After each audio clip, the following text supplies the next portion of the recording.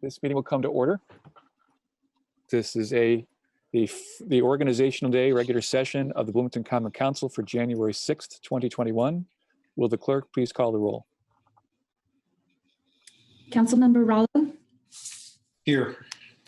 Scambolery? Here. Rosenbarger? Here. Sims? Here. Bolin? Here. Piedmont Smith? Here. Flaherty? Here. Smith? Here. And Sandberg? Here. Thank you. All present and accounted for. Thank you, Madam Clerk. Here's a summation of tonight's agenda. Normally we have approval of minutes. There are none to be approved. We will then hear reports from council members, the mayor and city offices, council committees, and members of the public. We will hold election of officers for the year 2021. We will hear legislation for second readings and resolutions. We have one item on the agenda, Resolution 2101, to consolidate standing committees of the Common Council. We will then move to appointments to boards and commissions. And then we will discuss appointments to or assignment to committees. We will take additional public comment, take up matters of council schedule, and then adjourn for the evening. Let's start now with reports from council members. I will start with Councilmember Sandberg. Thank you. Many of us were discussing before the meeting officially started what a very disturbing and anxiety-producing day this has been. I know I share with many friends and colleagues who I've been in touch with today through social media that it's been very, very hard to focus with so much chaos and national tragedy occurring in our nation's capital. And of course, that trickles down to all of us, whether we are politically engaged or not. This is a real assault on our democratic process, and it goes beyond peaceful protest, and it rises to the level, in my mind, of insurrection and sedition. And these are serious days ahead of us. Between now and January 20th, when our new president-elect can be sworn in and resume duties and start to repair what's been wrong with this country for quite a while now. But today, in my mind, is right up there with 9/11 in a day that just has shocked me to my core. My stomach is in knots from the time I saw it broadcast on television today up to now. I have it on my screen over my left.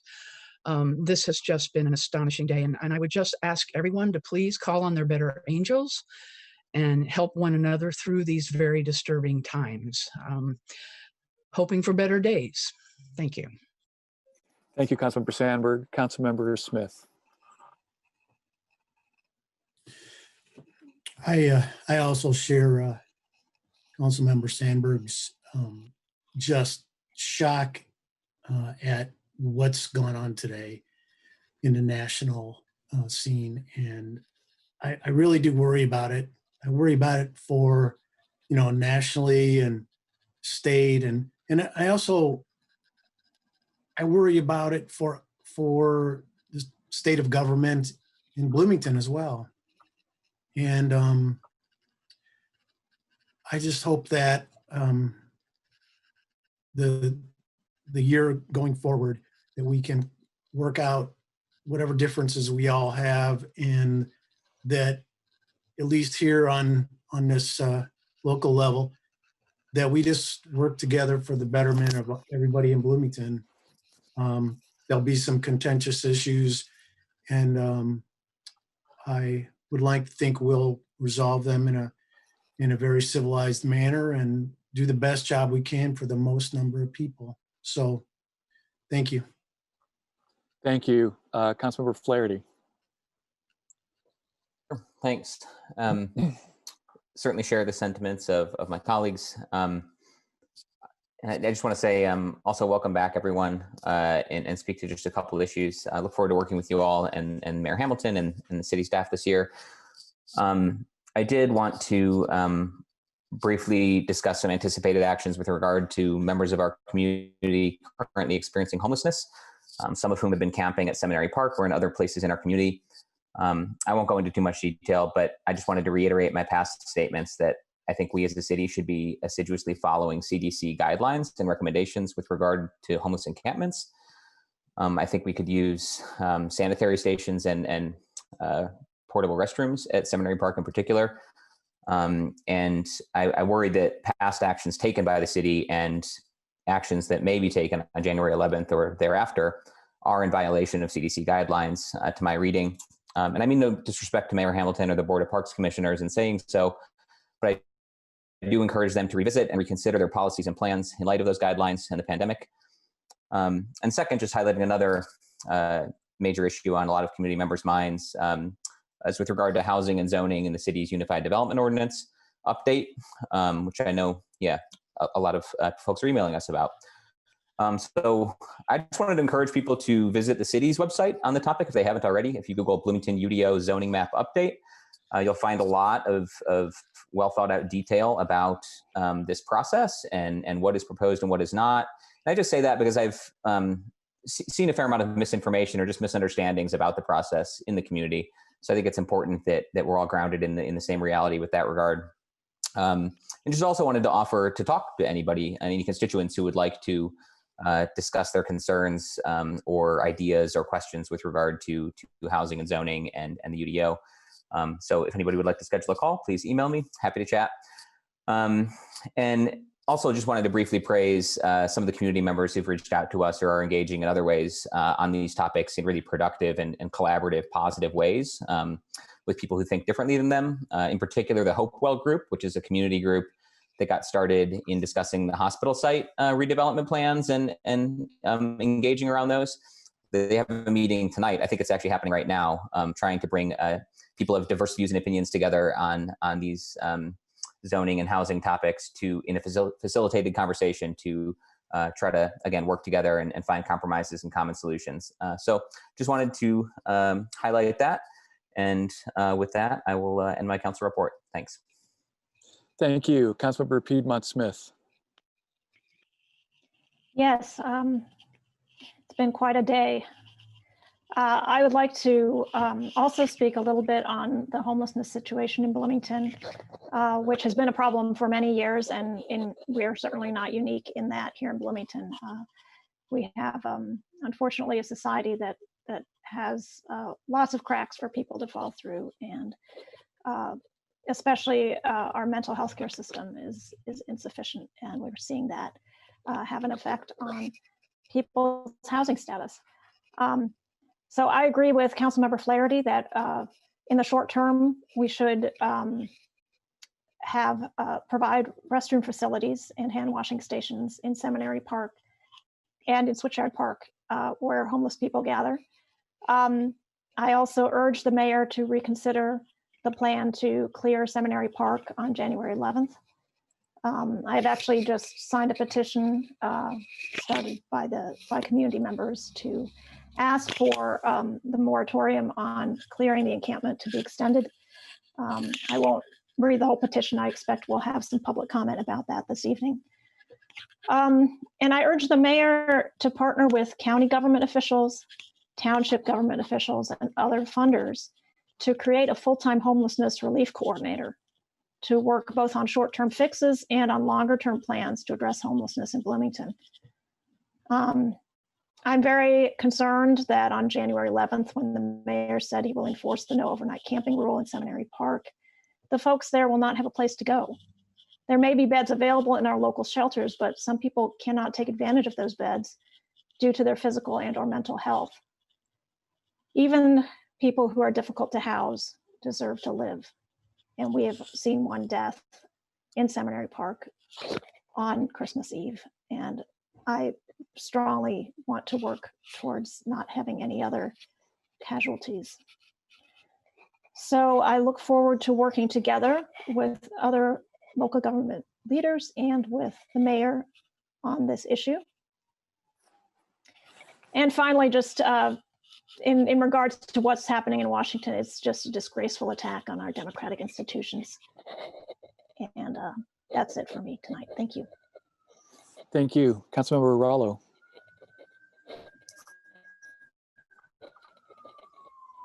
I'll reserve my comment.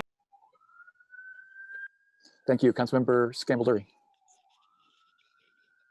My original plan for council reports tonight included just a quick and simple thank you for those who attended a constituent meeting.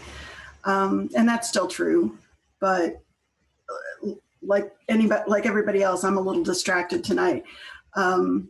January 6th, 2021 is likely to be a day that I remember as vividly as I remember 9/11. This afternoon with all of you, I watched protesters violently storm the Capitol building. They breached Senate chambers. They caused the whole facility to go into lockdown. Among the feelings I have about that, I am as angry as I have been in the last 5 years.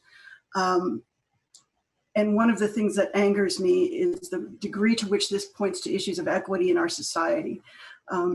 Imagine if a Black Lives Matter protest had sought to storm the rotunda of the Capitol, or a Muslim group had tried to breach chambers during a joint session of Congress.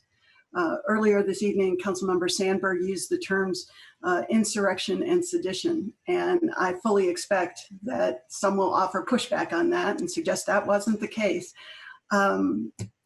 It makes my head spin to think how quickly those words would come out if it were BLM or a group of Muslims engaging in those exact same behaviors. We clearly have work to do. We need to recommit to equity as we have been. We need to recommit to a civil discourse and to disagreeing with civility. I am committed to being part of that here on a local level, but I know I am limited in what I can do on a national level. But Senators Mike Braun and Todd Young and Congressman Trey Hollingsworth have already heard from me today. I encourage everyone to be in touch with them, to restate and to underscore their views on the need for a peaceful transition of power and increased order and respect going forward. Thank you. Thank you. Councilmember Rosenberger. Thank you. I would first just start by echoing the sentiments of most of my colleagues here. I think this has been started out as an okay day with Georgia. I think the rest of the day has been pretty sad and pretty disappointing. I only hope that things can get better from here. I wanted to say to everyone here, Happy New Year, and I'm looking forward to working with everyone. I hope all the folks here and on the line got a much needed break and had a really good time with family outside or on Zoom. Earlier I had thought about getting into a little policy discussion, but I really, just after today, decided not to do that and thought I would just stay pretty broad. I would say this holiday season, I spent a lot of time reflecting. I think that's because 2020 was such a challenging year, I would say.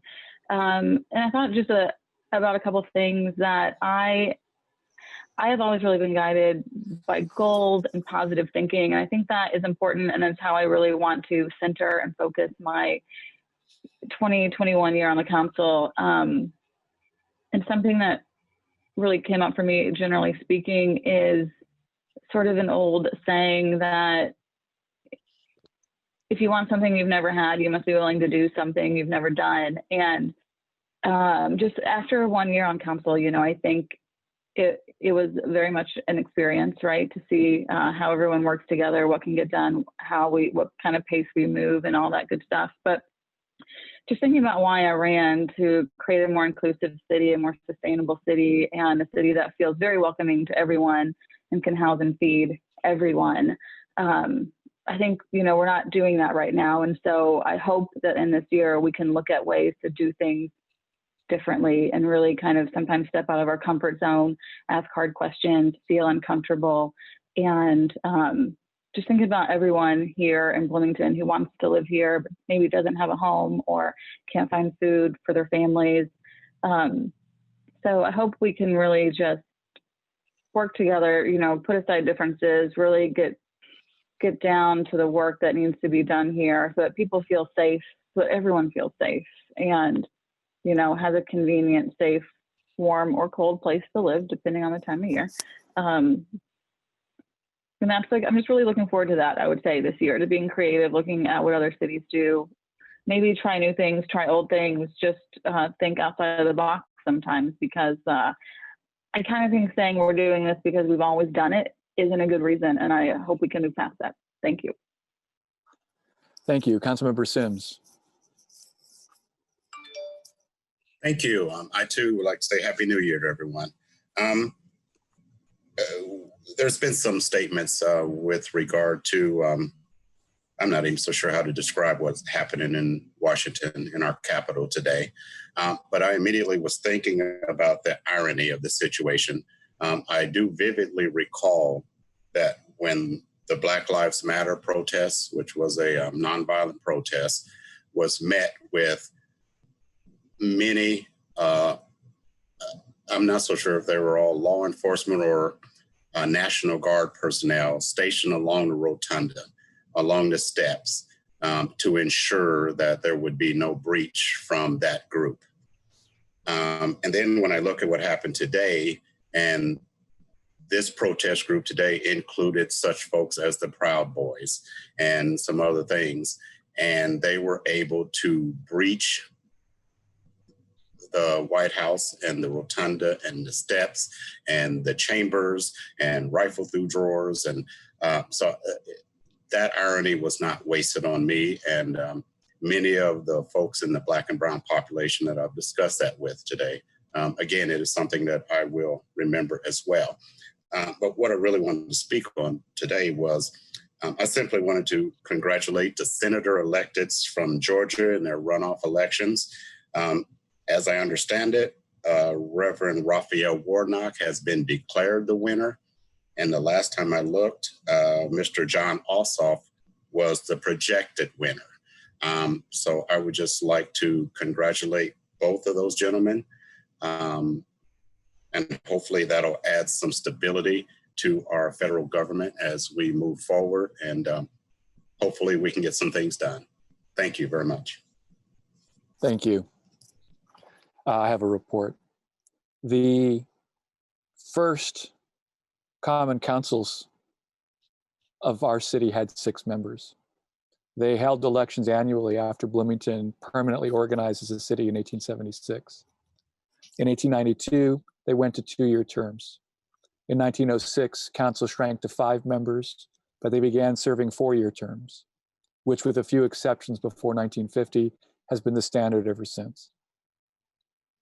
I used to enjoy reading Rose McElveen's column in the Herald Times, who wrote back in the 20th century about Bloomington history that she would mine from newspaper archives. For me at the time, it was idle, fleeting entertainment. I had turned to it after Mike Leonard's column, The Funnies, The Crossword, maybe Carp Combs's column, which was usually funny and full of crosswords. But I never thought much about that history. At first, as my time in Bloomington increased, Bloomington's past didn't really affect me that much. I came of age in an era when dramatic, world-changing history seemed to be over. I didn't think history applied much to my life, even as I made a living during the first internet boom, hooking up people to the internet through modems, and then would go out at night to hang out at Second Story or shoot pool at the Vid. If there's one thing almost all of us learned this year the hard way, it was that those who forget the past are doomed to repeat it. I remember hearing passing reference to the Spanish flu all my life and never giving it a thought beyond what a curiosity. That doesn't happen to us anymore. To 7 members in 1930 until Bloomington achieved second-class city status in 1966. But with that exception, Bloomington's council being 9 members has been 1918, the year of the last pandemic. One generation ever has. We just lived through as historic a year as any of us could expect in our lives. For some of us, it's not that we've been exempt from history, it's that the bubble we lived in for so long just got popped. And all of us are worse off for it having taken so long for some of us to figure that out. If we thought that it couldn't happen anymore like it did 100 years ago when clowns marched up North Walnut Street with impunity, or we thought, oh, we'll never have another pandemic like happened in 1918. Well, we learned last year that we took it for granted at our peril. We saw it all happen today as an unruly mob stormed the nation's capital.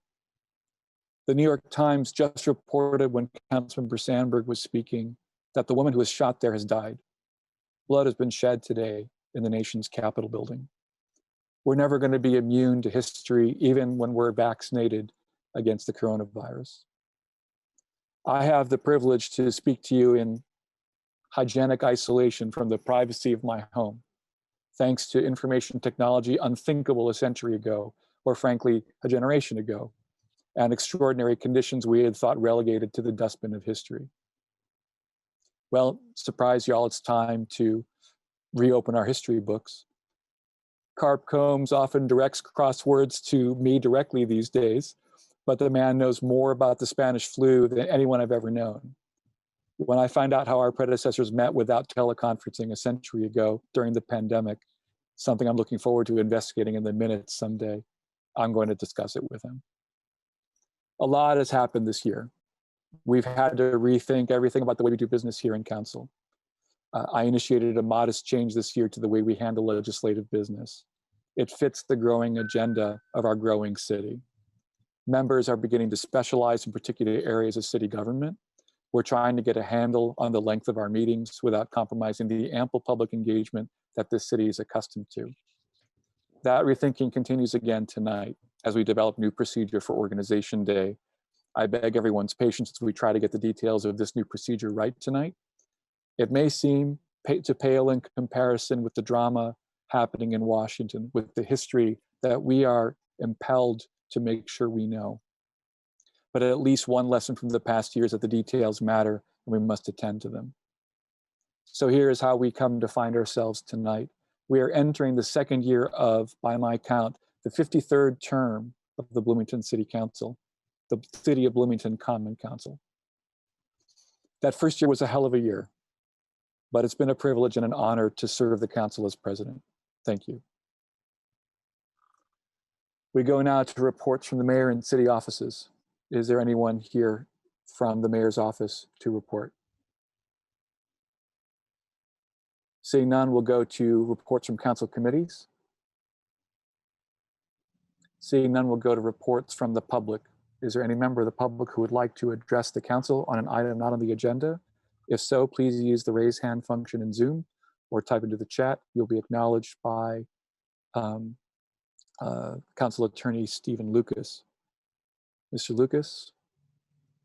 Yes, I do see Jim Shelton would like to comment, and he should now be able to do so. Mr. Shelton, please go ahead. You'll have 5 minutes. Thank you. Good evening, Council. Jim Shelton with the Chamber. Want to wish you all a Happy New Year and thank you for your service. I want to update you in the public on this rather somber day that life goes on in the CASA world. We still got children in the court system because their parents have abused or neglected them, and we need more people to volunteer to serve as court-appointed special advocates for these children. CASAs, or court-appointed special advocates, serve as the eyes and ears of the court. They help Judge Galvin or Judge Harvey make good decisions about the best thing that needs to be done for these children to either reunite them with their parents or to get them into another permanent situation. We will be having another training starting February 9th. It'll run through March 3rd. It'll be via Zoom, and all interactions with the courts or with children or with service providers are via Zoom at the or some other video teleconferencing method at the option of the CASA. Since I'm 74 and diabetic, all my interactions myself are via Zoom and will be for quite a long time. So please think about volunteering to help serve these children. It's a wonderful way to help the community. It helps the children, and it can be very satisfying when a case is closed and the children are in a permanent situation. So go to monroecountycasa.org, click on the volunteer link. You can learn a lot about the details of volunteering. You can fill out the application to volunteer online or download it and print it out and fill it out and get it into the CASA office. So thank you for the opportunity to spread this word. Thank you, Mr. Shelton. Next, Mr. Lucas. Next up, we have Greg Alexander. Mr. Alexander, please go ahead. You'll have 5 minutes. Hi. Okay, great. Hi, I'm Greg Alexander. Thanks. So I walk along Rogers dozens of times a week, going to and from Fairview Elementary School, taking my kids to school. And in November of 2019, that was a little over a year ago now, I started seeing a concentration of homeless people at about 10th Street and Rogers. And I came to understand they were coming to and from an encampment in the woods on the west side of Rogers there. It's a big vacant lot kind of behind Bender Lumber. And they didn't bother me, you know. they were mostly minding their own business. And but then right before Thanksgiving, there were a bunch of police and heavy equipment, men in hazmat suits, the whole bit, and they cleared that encampment out. And I saw, you know, some very disappointed and frightened and angry people leaving that encampment, homeless people.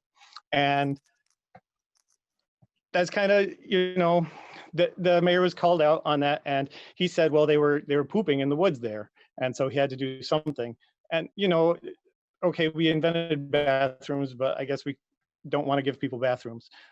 So I didn't think much of the timing of that, but a month and a half later, the parking garage, the Trades District garage across Rogers Street from that, started construction, and they tore up this same vacant lot as a staging area to support the construction workers. And so now there's a porta potty there.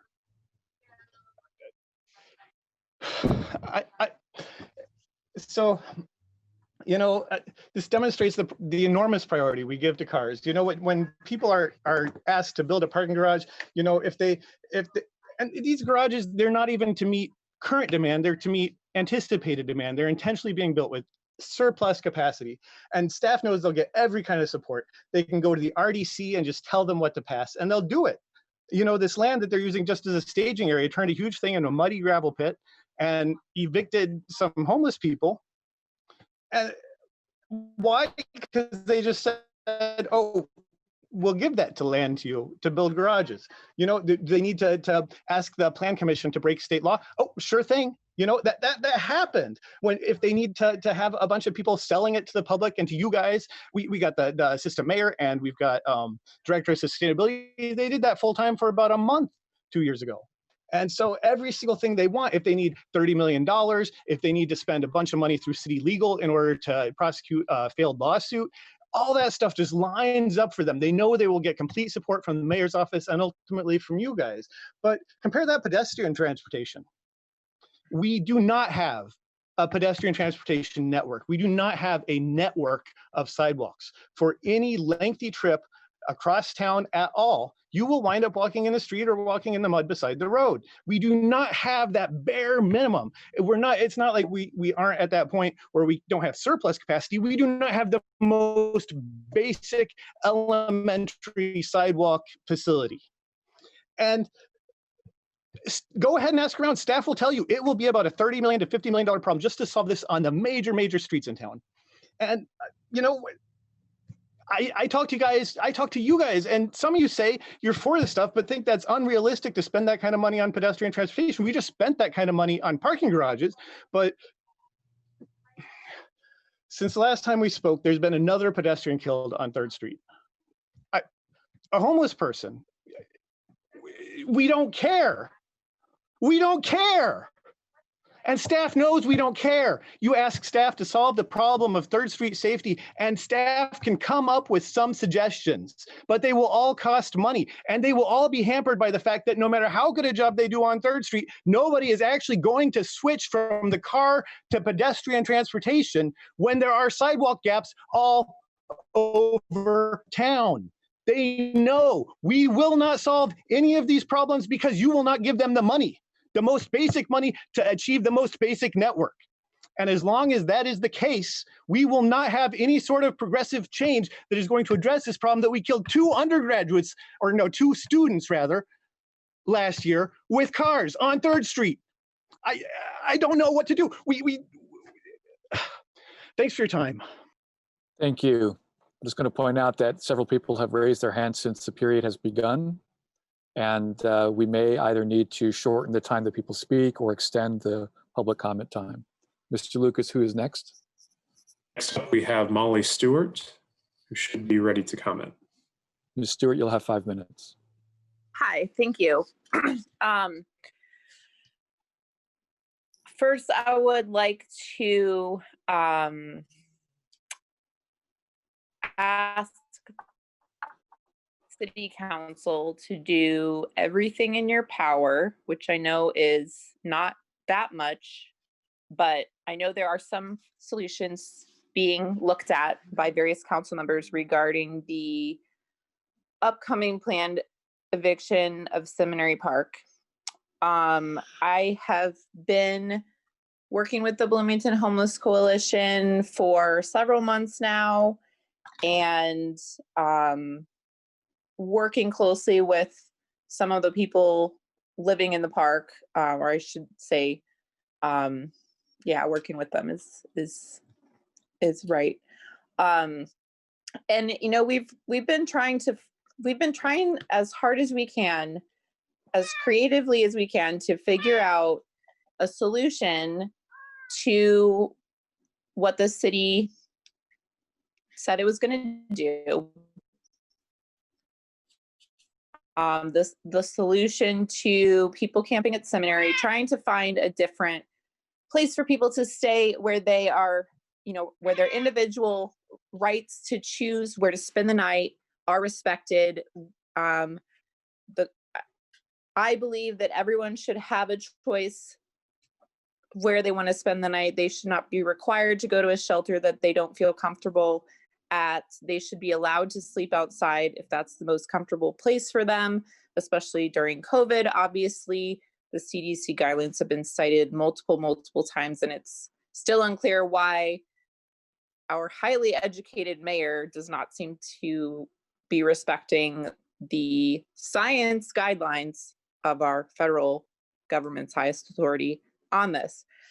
But the major point that I want to get across to you today is that we have had a lot of really intelligent, creative, innovative people working on this problem, and we have not been able to find a better solution than allowing these folks to camp at Seminary and supporting them in doing the things that need to be done in order to make this camp the kind of place that the post office feels comfortable coexisting with, and that the community feels comfortable coexisting with. And I believe this is really possible.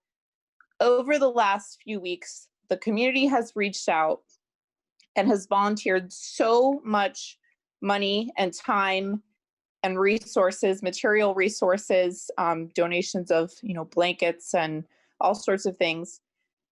And in the last week, we've formed a laundry support team to do laundry and bring it back and make sure that it doesn't just become a wet pile of clothes, because no one out there has a dresser.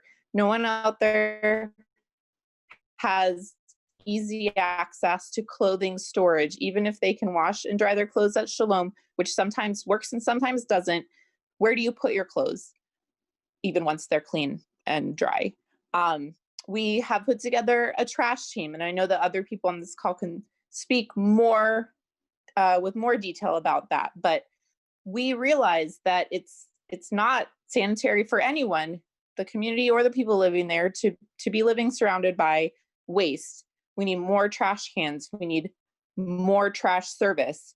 And one of the demands in the petition that was circulated today, with, last time I checked, almost 700 signatures, is to work closely with the city to get regular trash pickups so that it doesn't accumulate. We really need the city to work closely with the community volunteers on this. We can make Seminary Park a safe place for everyone if everyone works together and stops being antagonistic about it. There is not a better place to have a camp in Bloomington right now for the people who are in Seminary. They are there because it's within walking distance of services. For some people, being in the public eye is going to be safer than being in a private area with, you know, other people they may not feel safe with. They can easily get access to donations and people who are coming to help. So I just urge you, when these ideas are brought forward by your fellow council members or by the community, to please take them seriously. And I'm sorry, that's your time. yep. Okay. Thank you. Thank you. Next, Mr. Lucas. Next up, we have Nathan Mutchler, who should be ready to comment. Mr. Mutchler, you'll have 5 minutes. Go ahead. Mr. Mutchler? Can we go to the next speaker, please? Sorry about that. You there? Yes, please go ahead. Okay. Thank you so much. First off, I want to start with emphasizing everything Molly just said, and I'd like to use maybe, let's see, about some of my time to allow us to reflect on those words and just take a pause and think about how we can put them into action. So I'm going to be silent for a bit, but we'll continue once we've had a chance to reflect.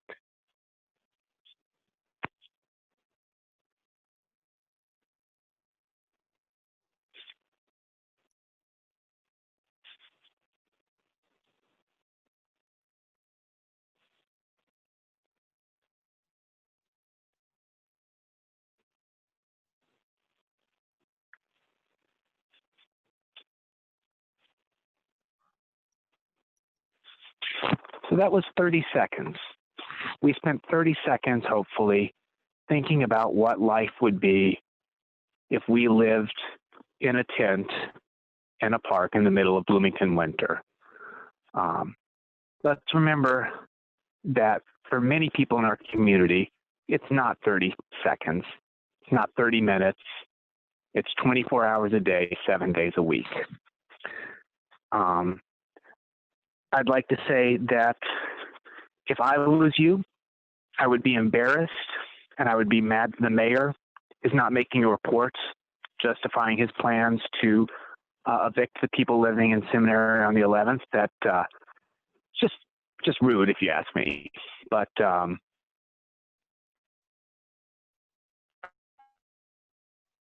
not the mayor, thank heavens, I guess.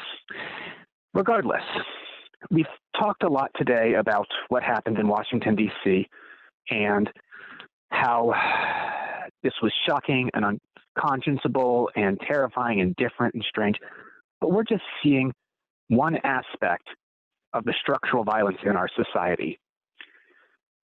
The woman who died today, may her memory be for a blessing, was killed by a domestic terrorist, but that domestic terrorist was enabled by the systems that we put in power and we support. The man who froze to death in Bloomington, Indiana, just this holiday season, was killed by those same systems that kept us from coming together to find a way in the richest country in the world to keep people from freezing to death. The gentleman who spoke earlier about the sidewalks, the students who were killed by cars on 3rd Street, they were killed by a society that refused to look past our blinders, think creatively, get mad with the same energy that we have about what's happening in our nation's capital, but fix the problems right here in our own Bloomington community, because it's the same thing. The same deaths, the same violence, the same structure. So respectfully, I think the only thing we can do is think creatively. Use your authority, use your power to do anything, everything with the same urgency that if we had been there in Washington, D.C., if we were under those blankets, on that bench, shivering, feeling our life slipping away in the night, the same urgency to say no more. This is enough. Let us use all of our power by any means necessary, with creativity, with grace, and with courage, to say enough is enough.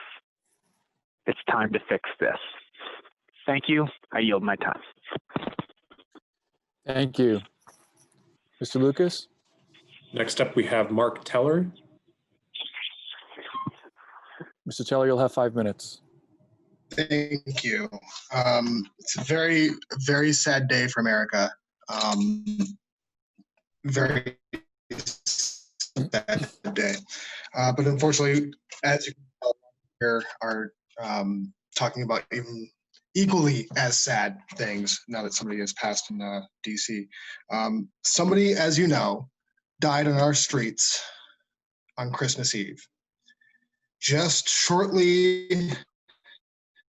that happened just shortly after a sweep destroyed people's tents and took their homes away. Now we have another one coming up, the cold weather coming up. Since that day, I've seen people that have been already working their butt off step it up into the next gear that we didn't even know imagine, or even didn't imagine existed. Stepped into the next gear and have been running nonstop to help these people. Your citizens have been stepping up to the plate in a way that this city couldn't even imagine. We're here to ask you to help us do 50% of what these people that are talking do. Bring this up to the next level. Speak for us because we are tired. I don't want to have to take another family member of another dead citizen to a hotel room just for a few nights so that he can grieve in warmth. Please help us. I yield my time. Thank you. We're coming up on 1 minute left in public comment. Is there anyone, a member of council, who would like to move that we extend public comment or combine the second period of public comment with the current one so as to have it now? Councilmember Piedmont-Smith. I move that we extend the current public comment period to accommodate all speakers. Second. Motion and a second. Is there any discussion? Seeing none, if the clerk would call the roll on the motion. Councilmember Rallo, Yes. Scambolery, Yes. Rosenbarger, Yes. Sims, Yes. Volin, Yes. Piedmont-Smith, Yes. Flaherty, Yes. Smith, Yes. and Sandberg. Yes. Okay, I see 7 more speakers, so I will limit it to those speakers. Mr. Lucas, would you care to call on the next one? Next up, we have RM, and I believe that may be Renee Miller, but she should be ready to comment. Please state your name. You're on to me. It is Renee Miller. Okay, you'll have 5 minutes. Go ahead.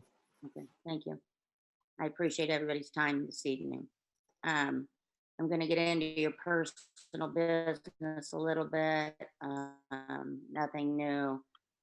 Council members, since the last time we met here, how many times have you all gone to the bathroom? Let's just pretend it's only been 3 times each day. 3 times each day times 14 days. That's a lot of times. And you did that in the comfort of a bathroom, did you not? I asked, and we asked in our household, that you put on the agenda, at least, the very least, a porta-john in the Seminary Park. Is it on the agenda tonight? No, but it's a new year. I'm expecting it to be put on the agenda for the next meeting.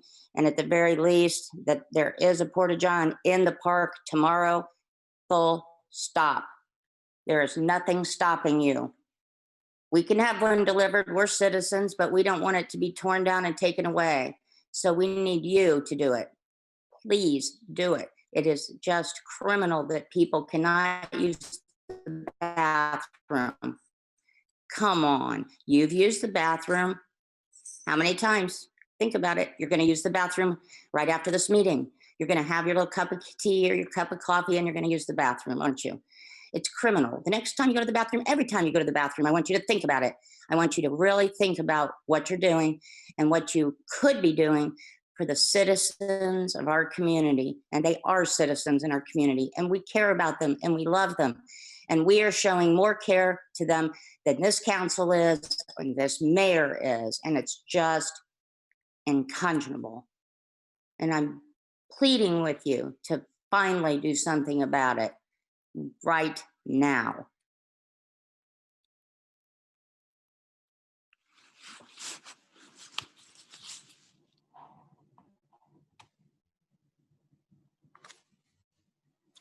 Mr. Lucas, who's next? Next up, we have Alex G. Should be Please ready state to your full name. comment. Hello, do you hear me? Yes, please state your full name. Okay, my name is Alex Goodlad. Okay, good. You'll have 5 minutes. Okay, great. So I would like to speak about the petition. As of earlier, the amount of signatures was 698, but as of now, as of refreshing it now, it is at 702. And so you've gotten the point from everybody else about like why people will die if we don't reverse this moratorium. So I would hope that you know, like I would love for you and invite every one of you at the meeting to sign the petition, of course, but that's not enough. We need policy, and we need to adhere to the 4 demands. I will mention the 4 demands succinctly. So the first demand is sorry, I don't have it memorized. Let's see. So the first demand is to reverse the moratorium and then give them a permit to camp, because you know it's legal for them to camp. You just have to reverse the moratorium, and that's the Parks Department. I'm aware, but I hope the City Council does what they can to make sure that these 4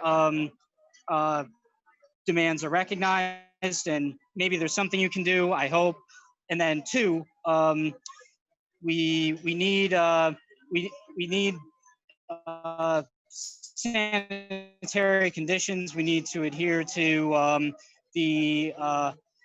so you need hand washing stations, you need sanitation, you need bathroom stations. Did I say bathroom stations again? Yeah, I did, because that's really needed. Because the CDC, this is about stopping the spread. This is what we need to do to do that. We need sanitary conditions, and then for number 3, and I'm reversing the order bit. We need the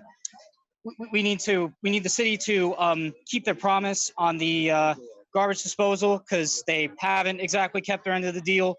And then finally, and this is something that the City Council can do their part in, is to reorient our approach to a housing first model, which is something we can do in the long run after we adhere to the first 3 demands, which are about Seminary Park. Okay, so and now I want to kind of go back to the day of, right now is a crazy day for federal level reasons, and not too long ago there was this whole thing about force the vote. Not sure if you've heard of it, but the lesson there is you as City Council members, you need to learn from what leverages power. You need to use the bully pulpit. 702 people have signed onto this, and in a few days we're gonna get over 1,000, easy, maybe more. So use the bully pulpit and of the people, and get the policies we need. We've made our demands clear. Execute. Thank you very much. I yield my time. Thank you. Next up, Mr. Lucas. Next up, we have Tina Honeycutt, who should be ready to comment. Ms. Honeycutt, you'll have 5 minutes. Go ahead. All right.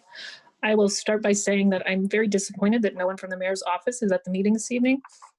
I'm not surprised, however, because they knew full well that there is a huge community reaction to their planned eviction of Seminary Square Park on January 11th. That's Monday, in case any of you have forgotten.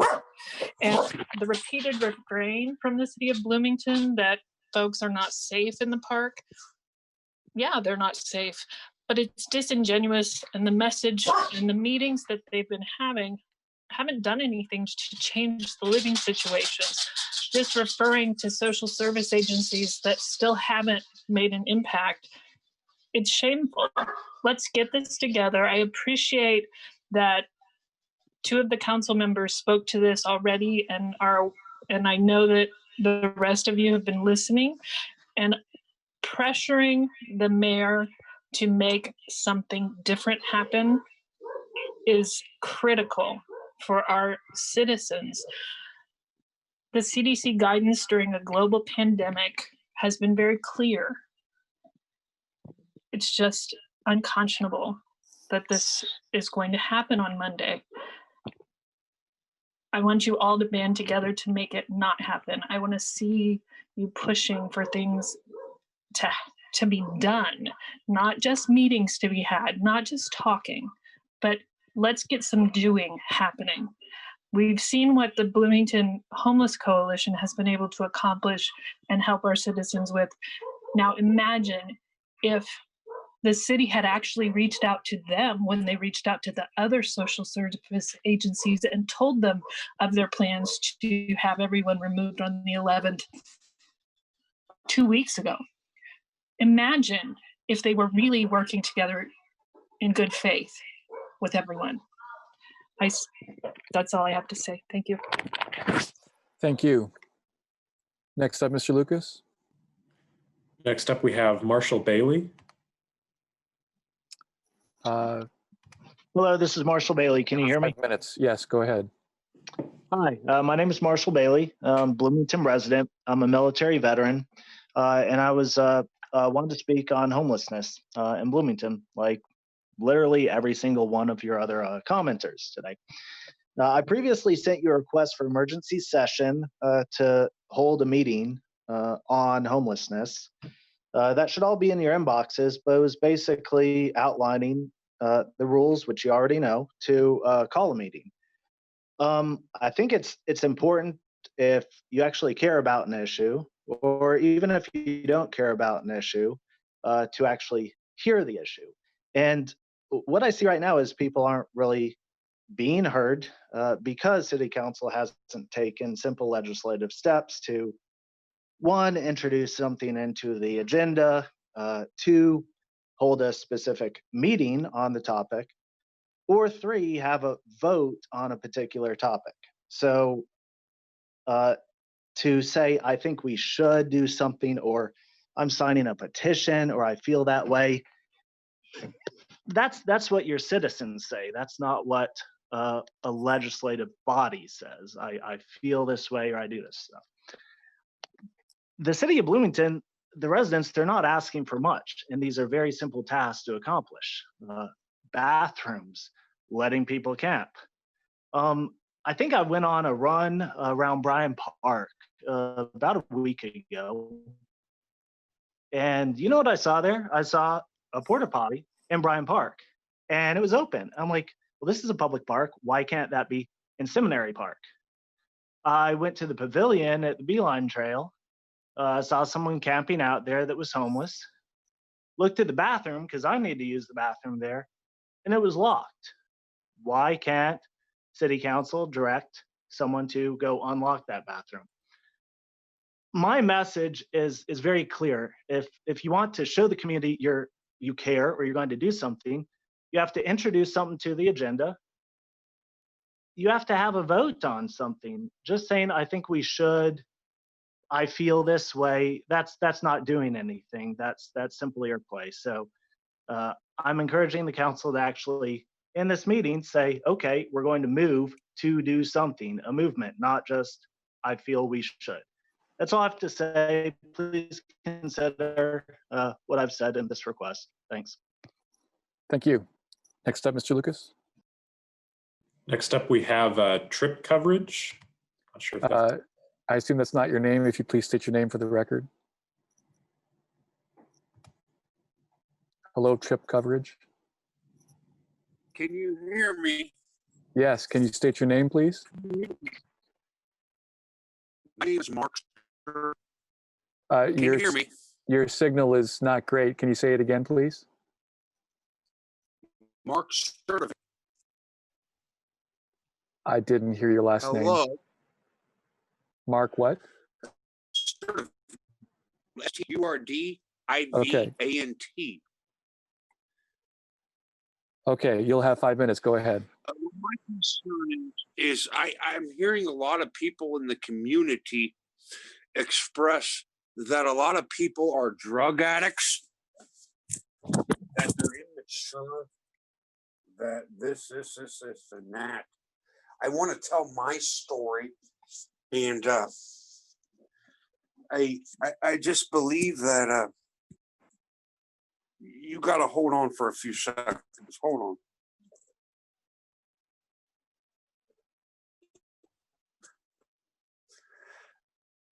But I want to tell my story, and my story is this. I suffer from severe bipolar disorder. I was court ordered to go to Centerstone 3 years ago. The first year I went to Centerstone, things was actually okay. They gave me an intern. Now keep in mind, I've been in state hospitals before. It's that bad. Am I still speaking to the committee?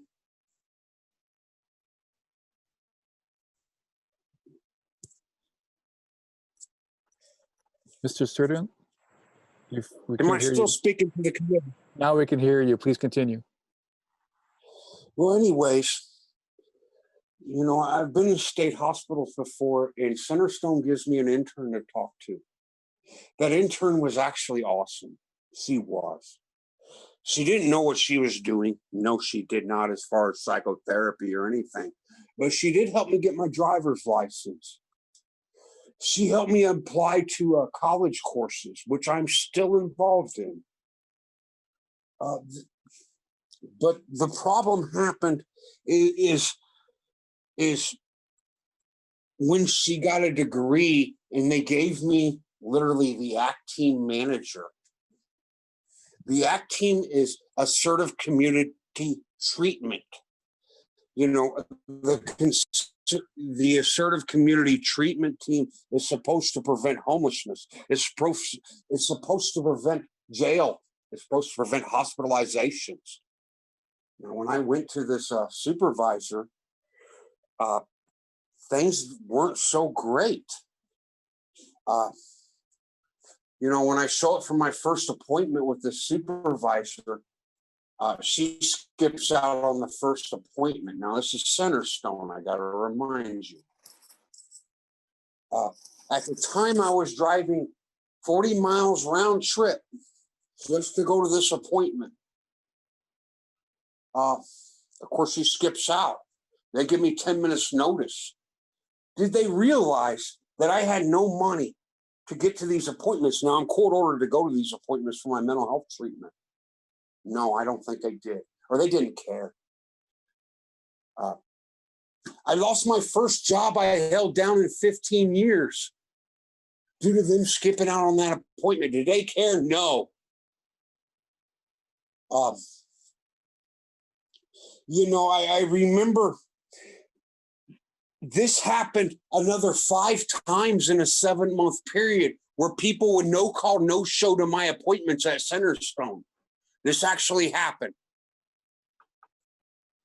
And here I am trying to get my mind right, trying to get my mind in order so I don't become homeless. I tell the Centerstone management what's going on. They don't care. No one cared. Mark, you still got to go to your appointment. You're court ordered. There's no one else in town I can go to that accepts my insurance. So I still have to go to Centerstone. I literally tell the therapist, hey, man, you're missing appointments. You know what she tells me? She tells me after I'm missing my appointment, after she misses her appointments, that I'm literally telling her, hey, man, I ain't got no money to get home because I'm using all my fuel money to get here. She literally tells me that I should beg for gas at the gas island to get home. And that's exactly what I did. I guess she was preparing me what was going to happen. Yo, I have suicidal ideations every day, all day. Since I was 14, I'm now 45. Yo, I have Centerstone in the commune I was living in sent 6 state troopers down to my house. What do you think's going to happen to me? Mr. Let me send Sturdivant, 6 state troopers to your house. Let me see what happens to you. your time is up. Of course I get asked to leave the commune. And now I find myself homeless. I'm Mr. not an Sturdivant, amphetamine addict. I'm not a heroin addict.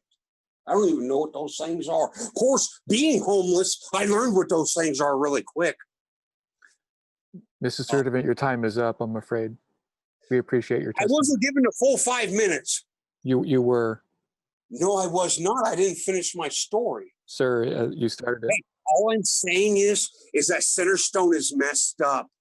Centerstone needs to be run out of town. That's all I'm saying. I hear you. Thank you for your comment. Mr. Lucas? Next up, we have Heather Lake. Ms. Lake, you'll have 5 minutes. Please go ahead.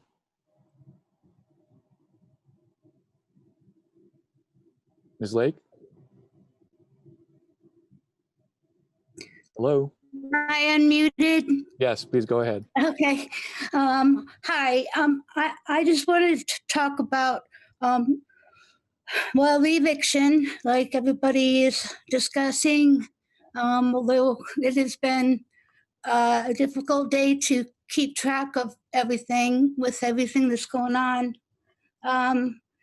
But I did want to talk about how I feel like a lot of times people just go back to the same solutions for problems. And I have the honor of being part of a group of people that are so creative and come up with so many amazing ideas that really solve really basic problems for people.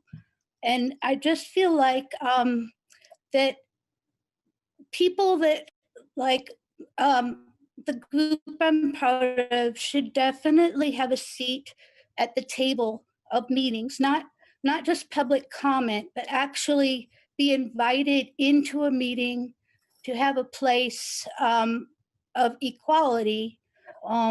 Because there are a lot of really good, very creative groups in town that I think could offer some really good ideas. So it's not just always the same thing, because I feel like a lot of times it just goes right back to the same old solutions.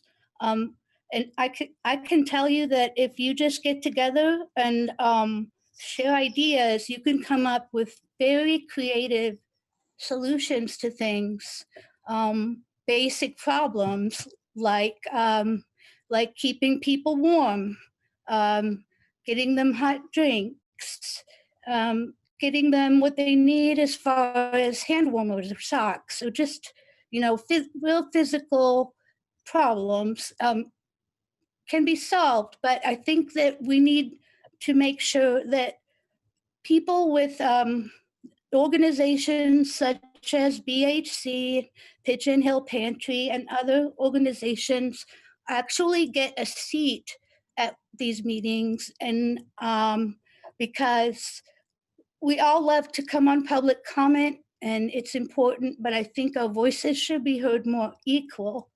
So I'd like you to consider that. To solve some of these issues. And I would like you to please vote no on the eviction. And like other people have said, please get bathrooms and sanitizer and hand washing stations so that people can stay safe and clean for COVID. And that's my comments for this evening. Thank you. Thank you. Next up, Mr. Lucas, I see people have added on. I thought we had called for 7. We got 2 more. Next up is Nicole Johnson, who should be ready to comment. Ms. Johnson, you'll have 5 minutes. Go ahead. Hi, can you hear me? Yes, go ahead. Okay, hi. So first of all, I just want to say thank you so much to everyone who can hear this that has done anything for this cause. The outpouring of support has been wonderful. Secondly, I would like to echo everyone that has spoken tonight. Most importantly, I would like to point out a couple of similarities. Everybody keeps talking about this being the same problem, we keep handling this the same way, the same things keep happening. And I would just like to point out that as far back as I went or found out was 50 years ago, that Bloomington, according to census data, has been in a housing crisis. So Bloomington has been in a housing crisis for longer than I've been alive. Last year, we were #1 in the nation in income disparity. Or not last year, the last census data in 2010. And I'm curious to know if we're going to hold that spot for 2020, considering I've seen nothing improve. And I'd also like to say that regardless, okay, so more than half the world sleeps in tents, and but we're not allowed to here in Bloomington for some reason, and I'm just kind of wondering why that is. Like, what's exactly wrong with tents? That I mean, people all over the world sleep in them. So I'm curious as to knowing what's wrong with sleeping in tents. And then, and lastly, I would like to just read something very briefly. Hopefully I will have enough time for it. According to the CDC, the planning and response to COVID transmission among people experiencing homelessness requires a whole community approach, which means involving partners in the response plan development with clearly outlined roles and responsibilities, connects to community-wide planning, with connect key partners to make sure that you can easily communicate with each other while preparing for and responding to cases. A community coalition focused on COVID-19 planning and response should include local and state health departments, outreach team, and street medic providers, homeless service providers, and continuum of care leadership, emergency management, law enforcement, healthcare providers, housing authorities, local government leadership, other support services like case management, emergency food programs, syringe services, and behavioral health, and people with lived experiences of homelessness. People with lived experiences of homelessness can help with planning and response. These individuals can serve as peer navigators to strengthen outreach and engagement efforts, develop an advisory board with representation from people with current or former experiences of homelessness to ensure community plans are effective. I'd just like to say those are CDC words. These are mine. We have started this coalition. Many of these individuals in BHC and Pigeon Hill Pantry, as well as the IRA, including myself, have lived experiences of homelessness, as well as being street medic providers, syringe support service workers, case managers, and peer advocate outreach. Our arms are outstretched to the other people on this list. We are still not being invited to emergency DRO meetings, one of which happened today. We would just like a seat at the table to advocate for those in positions we either identify with or ally ourselves alongside strongly. This document charges us with identifying additional sites and resources, and 4 situations are listed, and 1 is being ignored. And this again is CDC to facilitate the continuation of services. Community coalition should identify resources and support people sleeping outside, as well as additional temporary housing, including sites with individual rooms that are able to provide appropriate services. Overflow sites to accommodate shelter decompression and higher shelter demands. We got the other 3 covered, but that's the one we don't have covered. I'm paraphrasing here. It's all on Pigeon Hill Pantry page if you'd like to read it. So if individual housings are not available, allow people who are living unsheltered or in encampments to remain where they are. So if we have no additional beds, as Wheeler's women's beds were lost this summer. So we're back up to normal. And as of yesterday, when I called Middleway Health and when I spoke to Shalom outreach worker, Friends, she told me Friends was full. So those two are full. So that only leaves Wheeler's. Okay. And it is absolutely against the law to require people to seek refuge from a religious organization. So if all of those are true, then we need individual housing options for overflow. Ms. Johnson, your time is up. I'm sorry. And until that, encampments must be allowed. Logic is beautiful. Thank you. Thank you. Our final commenter, Mr. Lucas. We have Shelby Query, who should be ready to comment. Hello, my name's You'll have Shelby 5 Query. minutes. Yeah, go ahead. Thank you. I am astonished at the way Bloomington, Indiana treats homeless people. I have lived in California, I have lived in Pennsylvania, I have lived in Ankara, Turkey, and I have lived in Cairo, Egypt. And it is a disgrace to watch this. It is absolutely absurd. It is absolutely absurd. I was in Seminary Park probably 2 months ago, and there was a man who was unconscious. And I've told this story before. And I had called the ambulance to come and look at this man because he was not, I touched his fingers and there was very little blood flow. So I called the ambulance to come, and the ambulance takes about 3 minutes to get outside of the ambulance. And I'm not sure what the protocols are, but that was a little bit head turning for me to see, as this man who is barely breathing on the ground is there. And they come over, and a DRO officer comes over and takes out his wallet, looks at him, starts shaking him, saying his name, not waking up. So the ambulance brings over a stretcher, and the DRO officer and the ambulance pick up this man by his pants and his shirt, and his head was hanging from his shirt because the officer was picking up the body of the person, and the head was unstable. And as they were moving this body onto the stretcher, because that's the only way we see these people are as bodies, his pants fell to his knees with his underwear where his genitals were out and his head was hanging to put him on the stretcher. That is absurd. Absurd. And that's so shameful. I'm here to ask you people to be empathetic humans. I'm here to ask you to think about these people who are experiencing homelessness as human beings. See them as someone who is trying to live their life in a different way than you are. They're trying to live their best way that they can with the limited resources that are provided. Please consider giving them one resource that is the bare minimum, that is feeling secure in a park, if that can be achieved after seeing this atrocity. Let me just state once again, that is the bare minimum. I have some empathy.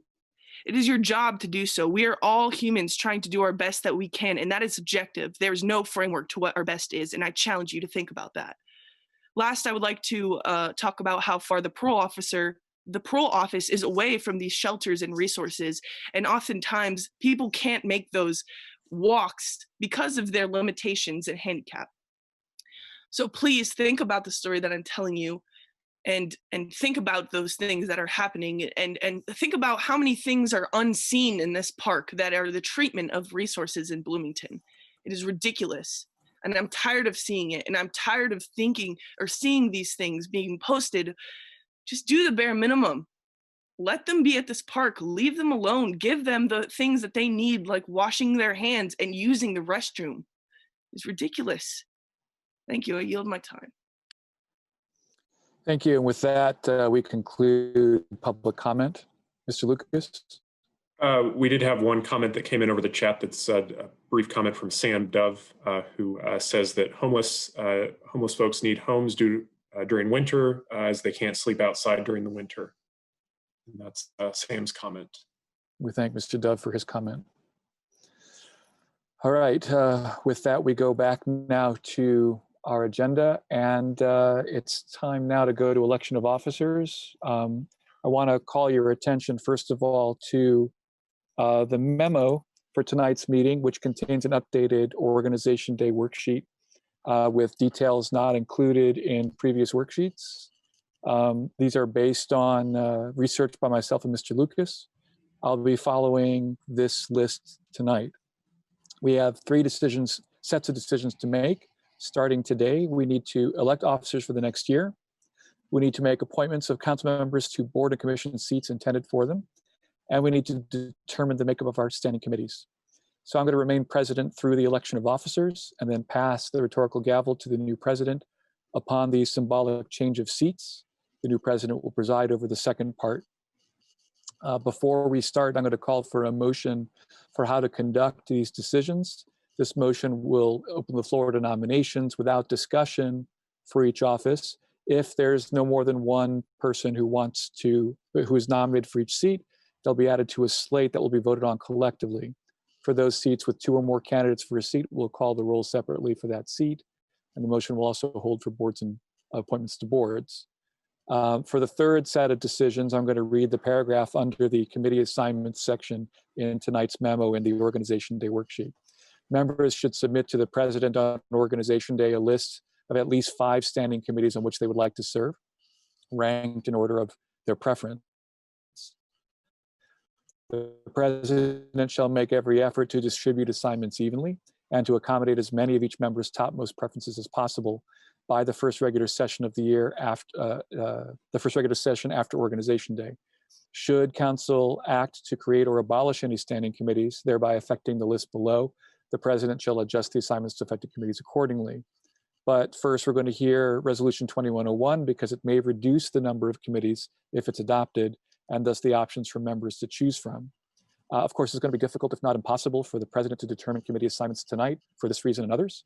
So I suggest that members try to submit their top 5 choices for committee assignments by the time of our anticipated work session this Friday at noon. So I'm now going to entertain motions for voting procedure, Madam Parliamentarian. Yes, I move to suspend the rules to conduct the election of council officers and appointments to boards and commissions in the following manner. First, candidate for president, vice president, or parliamentarian of council shall require nomination and a second by another council member. Candidate for appointment to a board or commission may express their interest in the position without the need for a nomination or second by another member. All council officer positions with only one nominee shall be determined by a single roll call vote, followed by a separate vote for each office with 2 or more nominees. The same procedure shall be used to determine the appointments to all board and commission seats. And members may ask questions and discuss the nominations of any seat before a final vote is taken.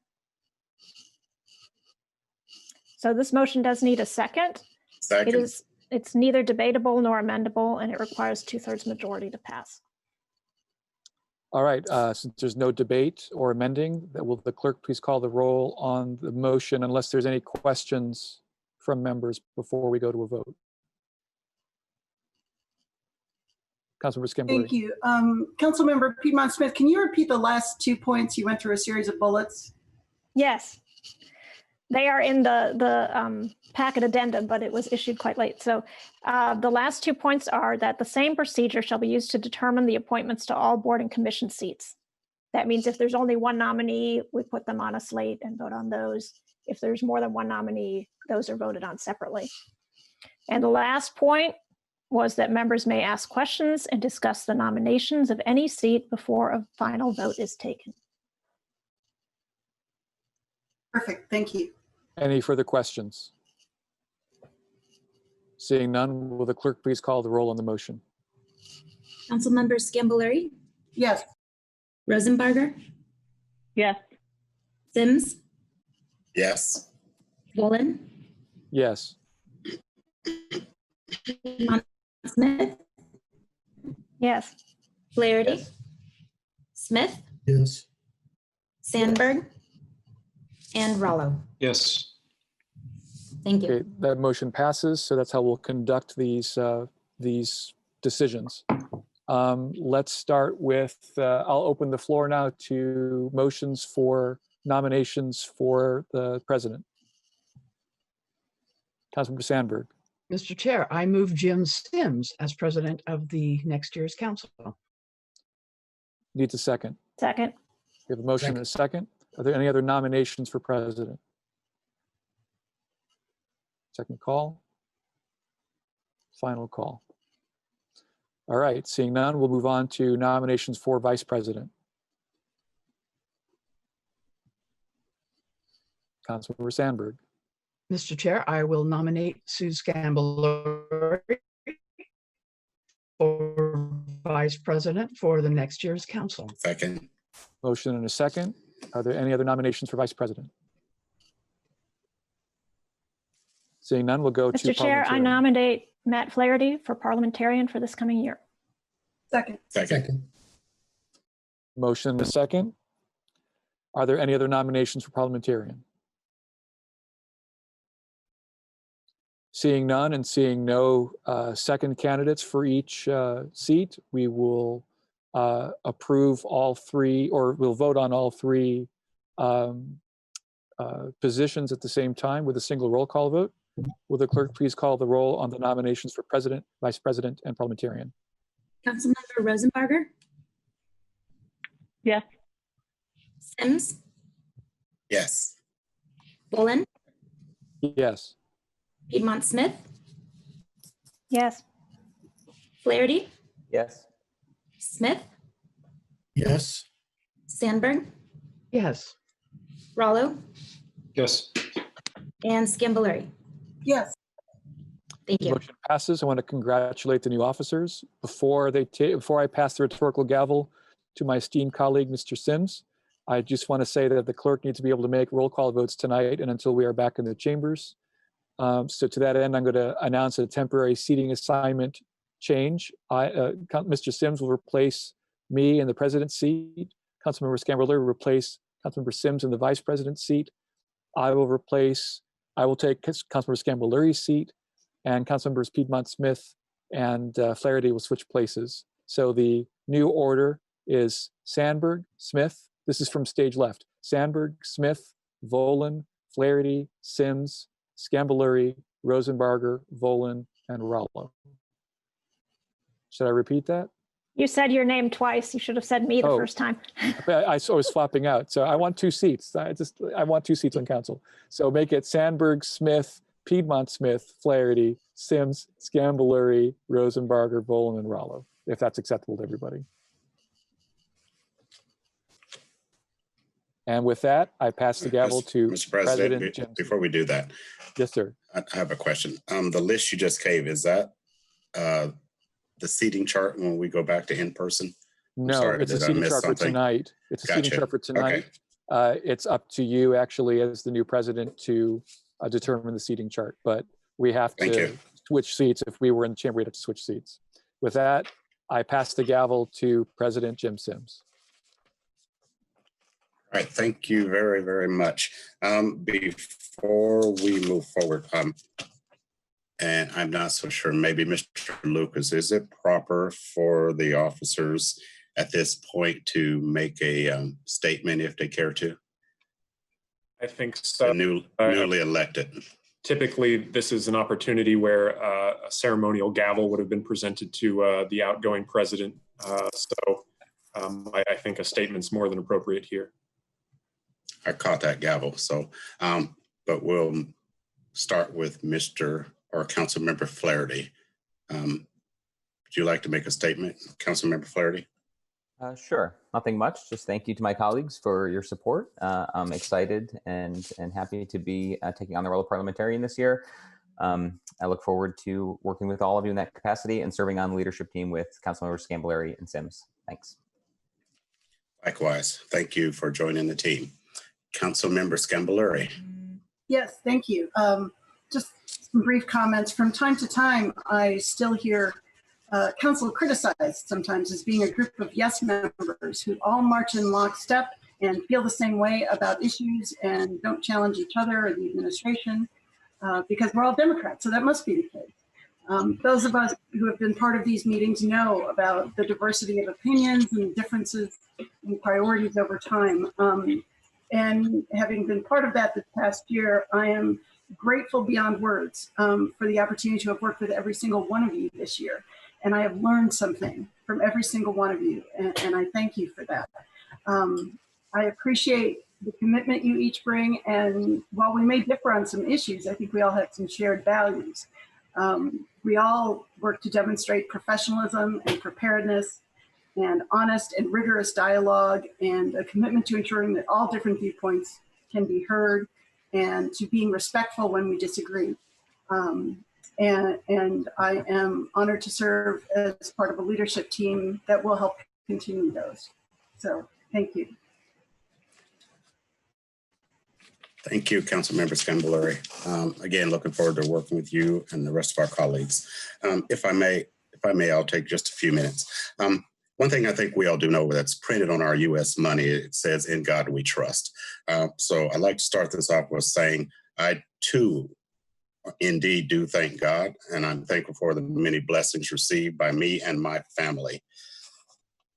From the city of Bloomington's historical perspective, I also think I would be remiss not to acknowledge once more Bloomington's first Black elected council member to this esteemed body. His name was Mr. Paul Swain Jr., and I might add, he has a pretty decent golf swing. We'd just like to acknowledge that historically. I also want to thank my council colleagues for their affirmation and confidence and support in electing me as leader of this legislative body. This is a transition of leadership, not a transfer of power. My duty is to uphold all legal authority of each member on this council and to set the operational tone of collaboration, compassion, collegiality, and respect of those we serve, which is our constituents, as well as with the executive branches of our city, and all other elected colleagues across Monroe County. I would like to end this brief statement with two quotes, if I may. I think many of us know who Mr. Kareem Abdul-Jabbar is, and his quote is, or that I choose to use this evening: "One person can be a crucial ingredient on a team, but one person cannot make a team." The second that I'll end with is from Mr. Booker T. Washington, and he says, "There are two ways of exerting one's strength. One is pushing down, and the other is pulling up." With that, I want to say thank you to our colleagues. Hope we have a fruitful, productive, and sometimes even a fun 2021. So thank you all very, very much. Moving to the next item on our agenda, it's legislation for second reading and resolutions. This is resolution 21-01, which is to consolidate standing committees of the Common Council.